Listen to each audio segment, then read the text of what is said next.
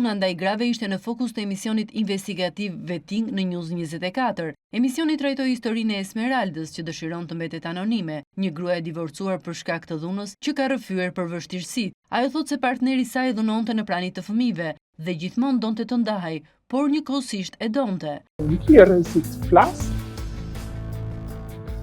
sepse gjithë udhëtimi im ka qenë shumë i vështirë.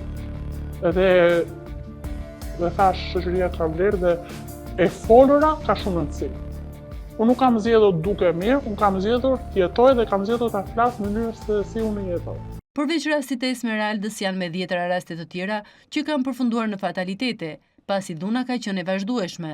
Dhe më e rëndë situata bëhet pasi të gjithë kanë qenë në dieni, të afërmit shoqëria fqinjët, po ashtu edhe policia e shtetit, prokuroria, gjykata dhe bashkitë janë në dieni të fenomenit dhe të rrezikut që i kanoset një gruaje. Por kjo gjë nuk shihet si një problem madhor, madje institucionet e shohin si të dhënë statistikore.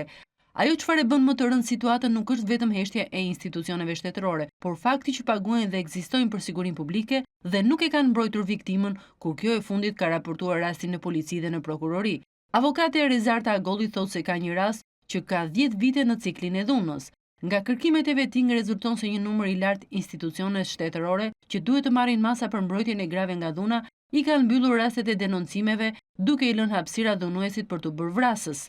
Këto janë konkluzionet që dalin nga rekomandimet e avokatit të popullit, i cili ka kryqëzuar institucionet për mangësitë që kanë kushtuar humbjen e jetës së 10 grave në vitet e fundit, si dhe shpërbërjen e familjes shqiptare. Vetting ka monitoruar disa nga seansat pranë gjykatës dhe zbuloi se gratë në proces divorci nga burrat e dhunshëm vinin pa avokat mbrojtës, ndërkohë që dhunuesi vinte me përfaqësues ligjor.